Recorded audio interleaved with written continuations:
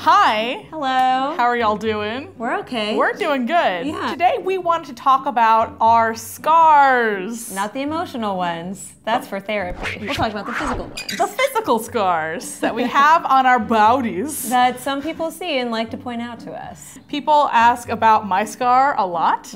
I think people kind of think that it's like a big traumatic story. And the truth is that I don't talk about it because it's boring. How many scars do you have that you can see? I only just have one main one, and it's one that people either notice and call to my attention no matter what the situation is, or they never even notice it. There's like half of my top lip that just hangs down a little bit. Rather than it like going up naturally, it just comes back down. I have known you for almost 5 years. Yeah.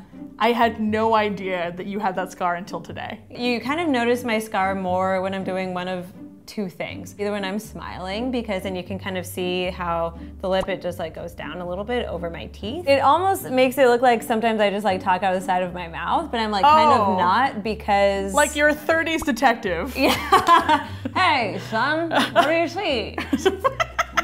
Or if I'm just holding like a completely neutral face, and that's when you can kind of see it hanging down a little bit. So... Like, you see my mouth? You're new. You're new. Okay, sorry. And then when I smile, oh you see yeah. It, yeah. Kind of, it's like, I got a secret. One side just droops a little bit because there's just extra scar tissue there. What's your scar? Well, I have many scars, but like I only have 2 of them that I think read on camera. So this is the one that everyone notices, is this scar right here. That's the only one I've ever noticed. This is kind of my main scar, which is funny because it's like probably the least interesting story of all of my scars. I was born with, I guess, a birthmark. It was called a skin malformation when I was a kid. Let's just say birthmark. So this was a nevus sebaceous. It was like maybe that big, a little bit smaller than a stick of gum. But obviously like the scar has kind of grown with me, so it looks like a lot bigger than it actually was. So when I was born, the doctors kind of told my parents like, you should keep an eye on it, because like it could be cancerous. When I was 7, it started cracking and kind of like bleeding and acting weird. So my parents made the decision to get it removed. I don't know if this is actually what medically would happen today.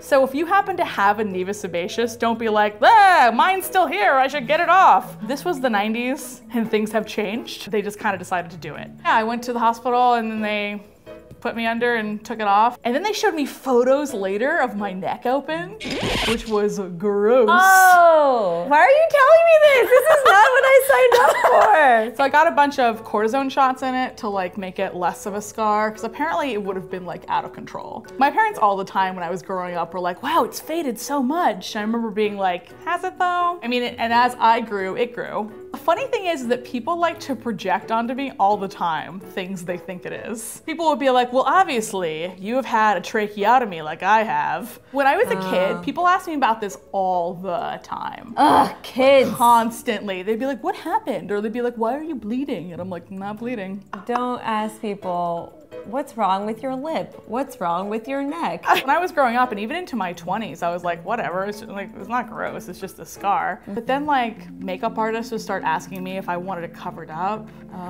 Or like sometimes people would ask like, do you want this like photoshopped out of photos? People get into like discussions in the comments about it, about how it's like an ugly scar. And I was like, I didn't realize that was that big of a deal. So mine happened when I was in 3rd grade. I was at a slumber party and we were playing this game that basically made it so we were playing tag in the dark. I'm short now, but I was tall at the time. And so I was like tall in my class, and then I just stopped growing and then everyone else caught up and beat me. So I was running in the dark playing tag, and then me and this other girl collided. And so my mouth hit her forehead. Ooh. And so it was like a very gory scene. Basically my own tooth like cut my top lip open. Oh. There was kind of like a little something hanging down. Like my own lip was just hanging down. I went to the emergency room. There was like blood everywhere. And so then I got a lot of stitches in my lip. And then after that, when I was starting to heal up, it actually was really, really drastic. So like in my school photos, there's like a big ol' kind of like chunk there. Yeah. And then a little bit after that, I had some cosmetic surgery to try to make it a little bit better. You know, if that was happening now, it probably would be like completely flesh and just how my natural lips looked. But you know, that didn't happen. The 90s. The 90s! The 90s! My top lip is basically just a little bit crooked.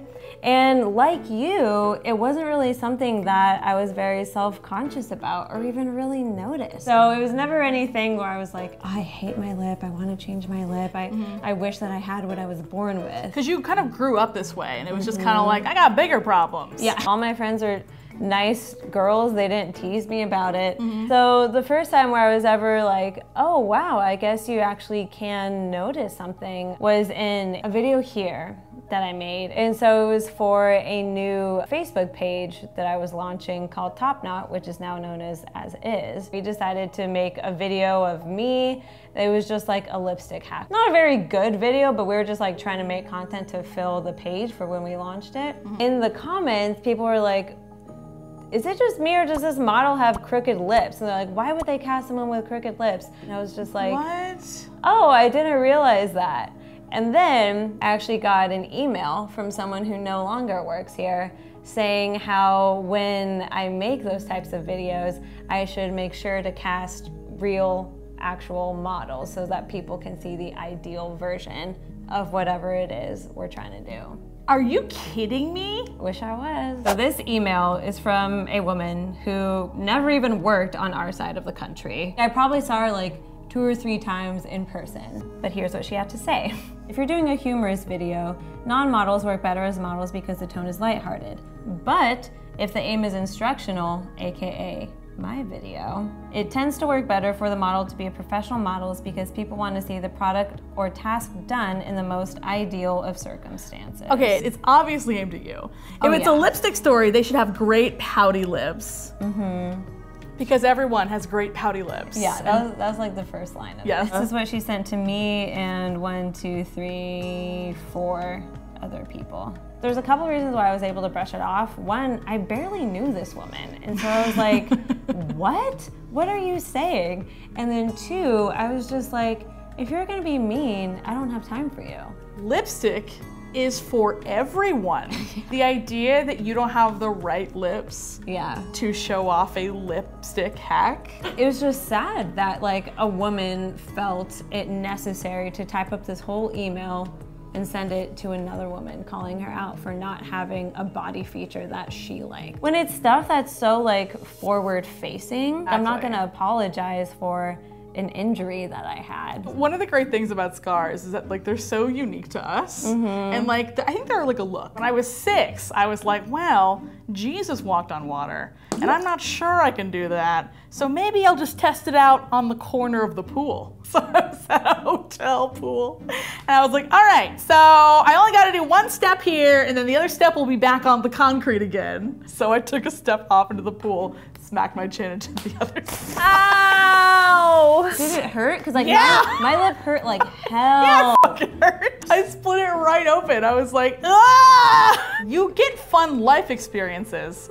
from your scars. That's what makes you special and unique. Now, like when people ask me like, do you want to cover up your scar with makeup? I'm like, nope, I'm fine. Having like a visible thing that people can comment on teaches you a lot about how not to comment on other people's things. It's not anyone else's story to tell, and it's not anyone else's responsibility to ask. If you have scars, which you guys should tell us about your scars, if you want to. If you don't want to, then you should keep it to yourself because that is your story. Here's to scars. I like my crooked lip. I like my little Harry Potter neck scar. I got a really good opportunity to rebrand the scar around like 2000 and I took it.